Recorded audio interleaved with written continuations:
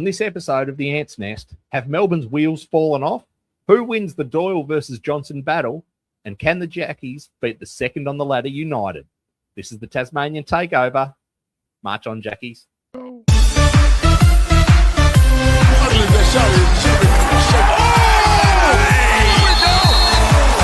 it down. Turnover. Game to tie. The jump game.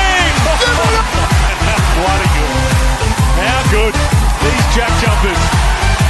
They just never say die. Ladies and gentlemen, welcome back to the Ants Nest, where we talk nothing but JackJumpers basketball. And in this episode, it's going to be all about their upcoming game against Melbourne United. Now, Melbourne are second on the ladder, but the wheels are definitely wobbling. The Jackies have had a couple of wins back-to-back, but this game, I think, will tell us whether it's real or if it's just good timing. In this podcast, we'll break down the matchups that decide it, what we've learned since round one, and what this game says about where the JackJumpers are currently at. My name is JD, and I can't do this alone. I am joined by our very special guest, back again.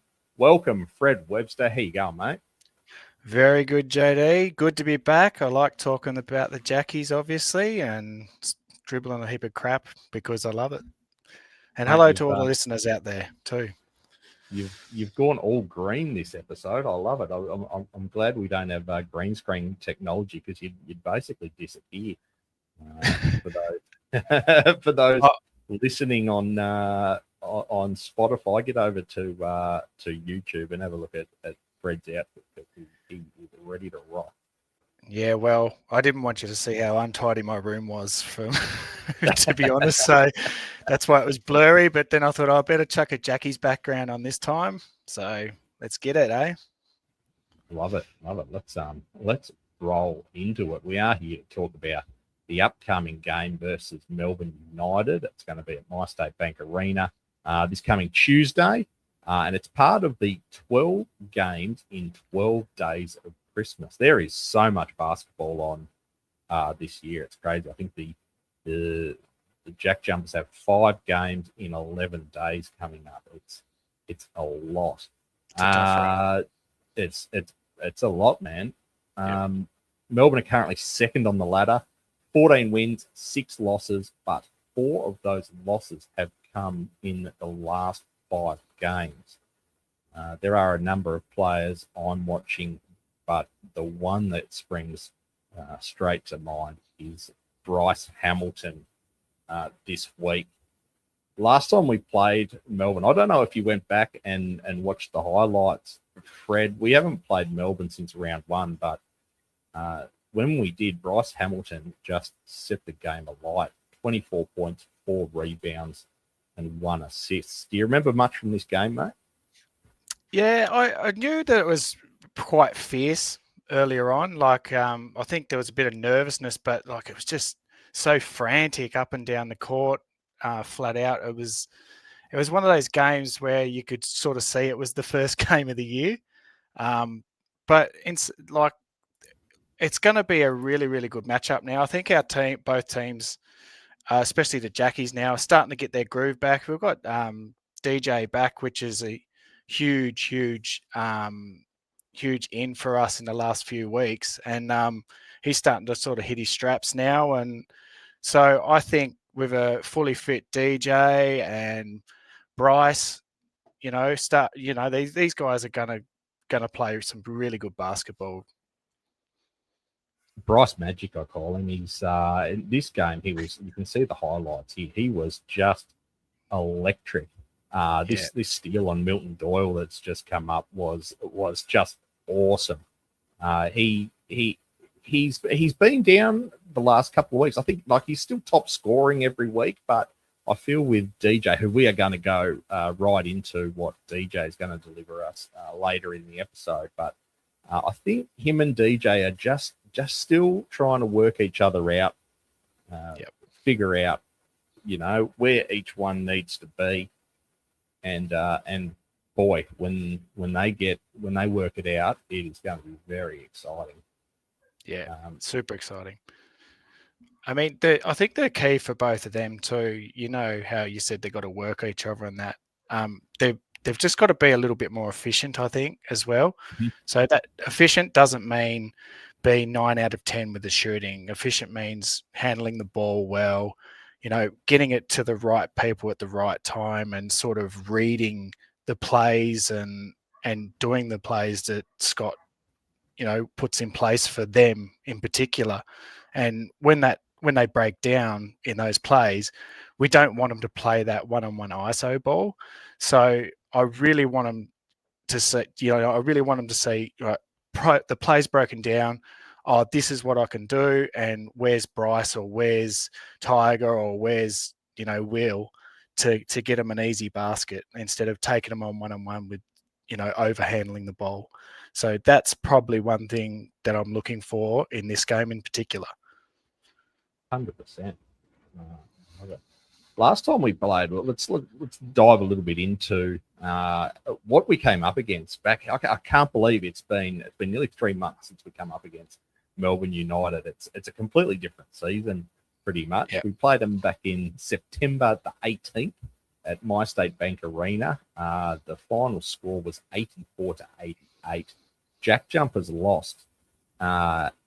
And basically, one man was the reason that we lost. We're going to talk about Milton Doyle later in the episode. But Melbourne basically came good when it mattered. We did not have a bad game at all. Our field goal percentage and our three-point percentage was both better than Melbourne's, but it just came down to a couple of clutch moments right at the end. How do you see it? You mentioned before it was a bit of a grind, but also a bit of a fast flowing grind. Yeah, well, that was the thing. Like Milton, his field goal percentage for the whole game wasn't that great, but we know him so well, and when it really mattered to his team, he stood up and he just shot the ball so cleanly, you know, without fear. And that's what you need with a good scorer like Milton Doyle. You know, we have those players too, I believe, and we've got 2 of them. It's just a matter of them recognizing who's going to step up for that moment and who's going to let who go for it, and vice versa. But in saying that, someone else could step up, like Josh Bannon, our guy Tiger. We want Tiger to go off so bad. We really I want to see a big 25-point game from him, but we'll get to that later.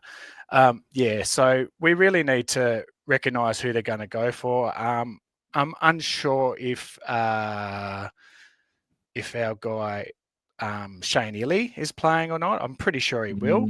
He's one that can, if he gets off the leash too, he can be quite dangerous. So we've got to keep an eye on him too, because he's just so. If you watch Shea Illy,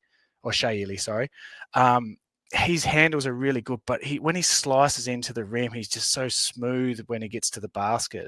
He's a really tough matchup when he gets going. Absolutely. Why we don't talk about Shea Illy in the same breath as we do like a PJC or a Bryce Cotton or as one of the elite talents in the league, I'll never know, because he's just something completely different to what we see. He's ferocious. The tenacity he's got is just unbelievable to watch. He brings other players with him too. I'm pretty sure he's the captain. I'm not 100% sure, but in saying that, he plays like a captain. When he's really up and fired up, he gets in everyone's face and he makes it one of those scrappy games that the Jackies do like. But when he gets off the lead, he's very, very hard to stop him when he gets to the basket. So he's going to be a tough matchup. But, you know, I said it in the last preview about Jack McVeigh and Andrew.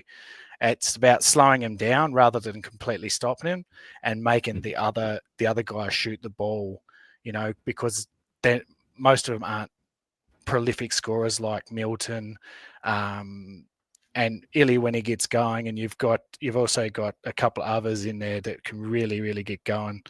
That just escaped me now. Goulding. Yeah. You're like, you can't let these guys get off the hook. So our defense has to be super ferocious, like it has been in the last few games, and hopefully we keep that intensity up, because it really is Jackie's basketball. That scrappy grit and grind. It's probably everyone else on the mainland probably hates it, but damn, I love it. Absolutely. Everyone talks about our percentages and how they've been down, and we haven't been shooting particularly well. But that's kind of Scott Roth basketball, as long as our rebounds and our rebounds are up, and our free throws, block shots, all this stuff stacks up. This is the scrappy kind of basketball we play. The biggest discrepancies in the stats in our last game against were the free throws and the rebounds. Melbourne won the free throws 21-10 and won the rebounds 54-39. Obviously, we have done a lot of work on both those areas over the season, because we needed to, because they lost us quite a few games early, those ones. But with Magnay and Josh Bannon working together now as the Twin Towers, I really think we are in for a really good match.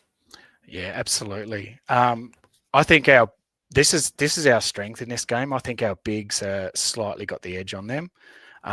If Will can get a mismatch in the post, he's just going to back him down and put a little finger roll or just pop it into the basket. And you've got Banner, who's got a soft touch around the basket too, and he's very strong lad. So if he can get another mismatch as well, but he can shoot threes as well. So if he stretches the floor, and that will open it up for Will as well. So then they'll have to guard him. So there will be a lot of switching out on him. If he can hit like a couple of quick threes early on, I think the inside game is open for the taking. Then you've got DJ driving, you've got Hamilton driving, even little, come on, Tiger, if you can do it, mate, slice it in there, boy, slice it in there. So I think our bigs are going to be the big ticket to this game. Yeah, I agree. It is a standout. They haven't really got anyone of the sort of quality that we've got in the bigs department. I think there's Edwards, who I think stands at about 7 foot tall, but goes in and out of games. Yeah, he's very foul prone too. Yep. Yeah, Edwards likes to foul. Absolutely. Not that he likes to. He just it just happens. It tends to happen. And just saying that too, like if they do get in foul trouble, you got Fabian, our guy Fabian. He goes out there and like he can hit threes too. I mean, you're not gonna go out there and consciously put people on him, but got to be aware that things like this can actually happen in this game. So seems to be doing it more this year. Maybe he's got a little bit more freedom under the Melbourne system that he did for the Jackies, where he was sort of a lock-on defender. But you're right, Fabian just whips out the three for fun a little bit this season. Yeah, he does drift out there a bit. He doesn't take a whole lot when he goes out there, but he keeps teams honest. And if you've got a big that can stretch the floor, it does open the game up a hell of a lot. Yeah. You mentioned before about how important Shea Illy is. If there's one person that can probably go with him, it would probably be the man I would like to see lift in this game, which is our man, the Jack Russell, Ben Ayre, the Fresh Prince, we call him, who has been promoted to the starting lineup, and he's been. I might add, I predicted that, by the way. Did you? You called it. Yeah, I called it. Go back a couple episodes, everyone. I said that if Tiger isn't really getting what Scott wanted out of him, he'll probably be benched, and they'll have equal amounts of times, which has been happening, and it's kind of been working too. So tick for me. Thank you. We know the JackJumpers coaching staff are big fans of the Ants Nest, so quite often they'll implement stuff that us, backseat warriors recommend about the team. So Ben Ayre, his last 5 games, he's thrown up 7, 5, 2, 9, and 8. The 9 and the 8 being the games where he has started in. And he's been great. He's been a great addition to the JackJumpers all season.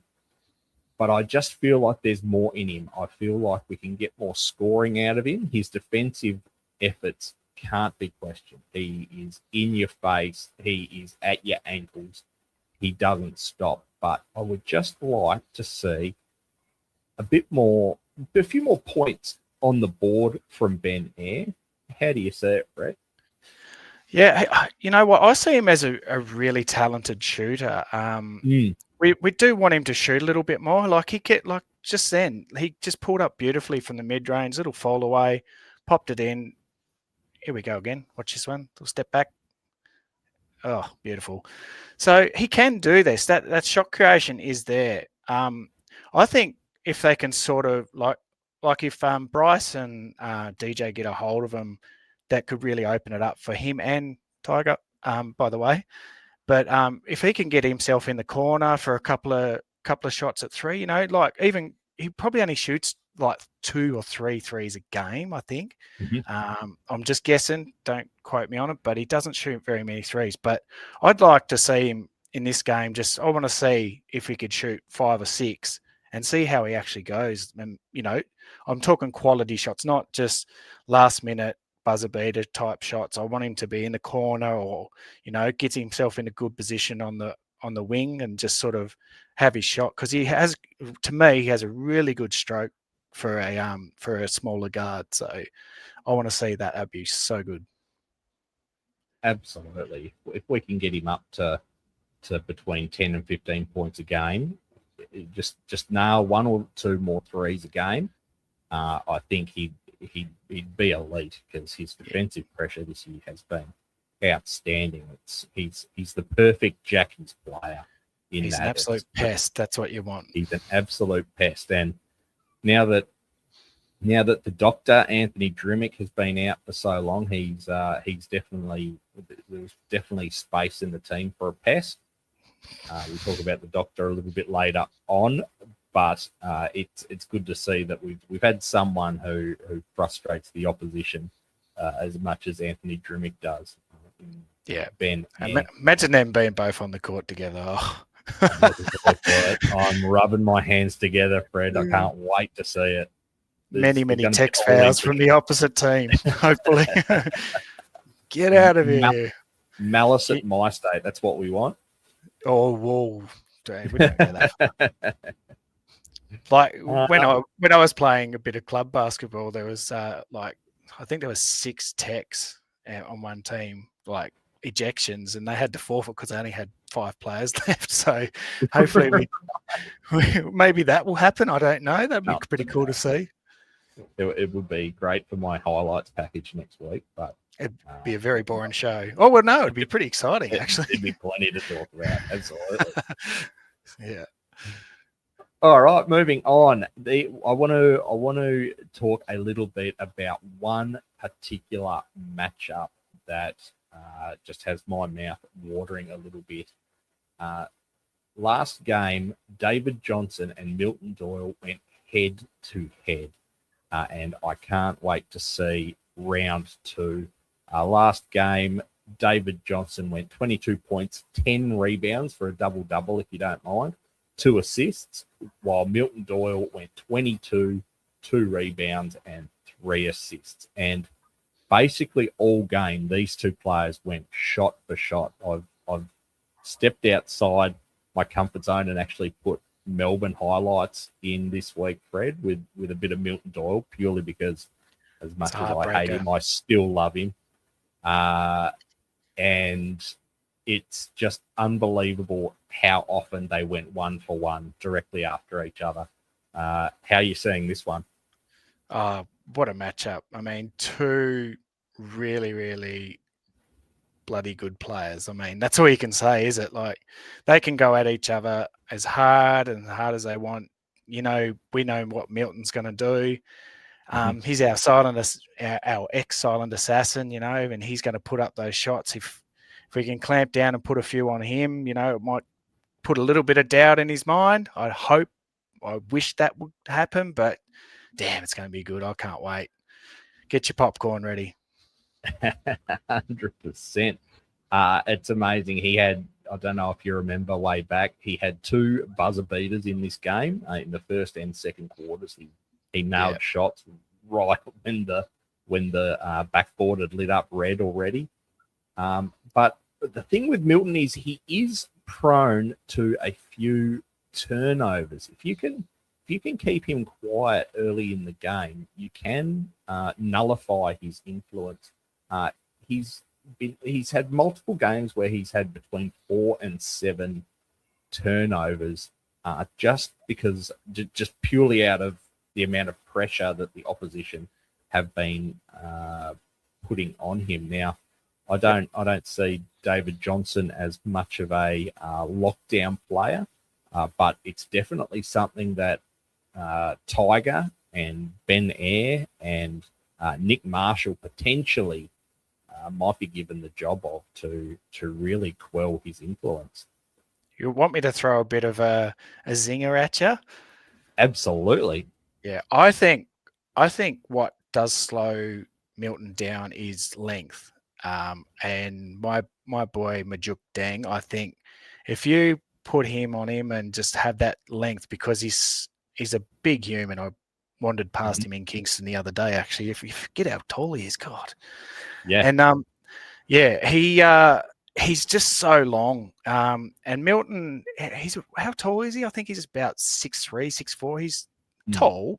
He's tall for a guard, but I reckon if you can put Majuk on him and just get him to follow him around, just try to be that pest and get the hands in his face and try not to foul him, because he's hard to guard against. Just how his ball handling will force you into fouls. But yeah, I'd go Majuk just to have a little teaser, just have a look. I love it. Yeah, there's a headline in that. Oh, well, we'll have to talk to the Mercury and see if they run with it. Absolutely. I hope the Jackie's coaching staff are listening after you told them to put Tiger on the bench. This is the latest one, Jackie's coaching staff. Put Majuk on Milton. I was a little bit off with the 17 points when it was 11. What did you say again? I can't remember. I wasn't. I'll have to go back. I can't remember. I think I took the Cairns Taipans to beat the JackJumpers in that particular one. Thankfully, and look, my tipping is so bad. I can take a bit of credit for us winning that one, because no matter what I tip, it's always the opposite. So, saying that, what's your prediction for this one, Fred? How do you see this one landing? This one is going to be close. It's going to be scrappy. It's going to be a lot of fun to watch. Get your popcorn, get your Diet Cokes. What, Diet Coke? We're not in America. Get your full-strength Cokes. Sit down and just, have your toilet breaks before it. Just really pencil in, everyone. I think it's going to be a ripping game, and I think the Jackies are going to win, and I think they're going to win by 7 points. Ooh. And I reckon Tiger, he's going to get 11 points this game. He's going to sneak through for a few. All right, I've written it down so we can come back to that if it doesn't come to fruition. But I'd love Tiger to get 11 points. He would definitely have some influence on the game if he scored those sorts of numbers. I've got the JackJumpers by 3, and I think again it's going to come down to free throw efficiency. If we can really address our free throws and don't let them dominate us like they did in the last game, I really think that the JackJumpers can win this, and they're going to win it by 3. Yeah, good call. I enjoy that call. But All right. I just really want, like, just to add one more thing. I just really want to see Tiger do well. He just seems like such a great dude. He's embraced everything about the Jack Jumpers. And Tiger, if you ever hear this, mate, I've brought every stock of yours on Tiger Island. Okay. How good. Yeah. How good. Cross your fingers. Well, before we wrap up, we are coming towards the end. We did have some good news this week with Anthony the Dr. Drmic resuming full training. All reports are he's still a few weeks away, but that is very, very good news. Once he is back, we have a full list for the first time this season to pick from. What do you think we've been missing with having the doctor out, Fred? His experience. It's absolutely. I know we love him being the pest and all that, but it's clear to see his experience, and he, even though he fires up and he's really intense, I actually think he's quite calm when he has the ball in his hand. He's not frantic. He's a very, very good leader of our team, and get back soon, Drem, and let's get it, eh? Beautiful. I love it. All right. Well, thank you so much if you made it this far. If you have made it this far, leave a comment down below. Tell us who you've got your eye on and who do you think will be the difference against Melbourne United. Thanks for joining us, Fred. This has been great. Thank you. Thank you, listeners. Go Jackies. And as always, guys, march on, Jackies.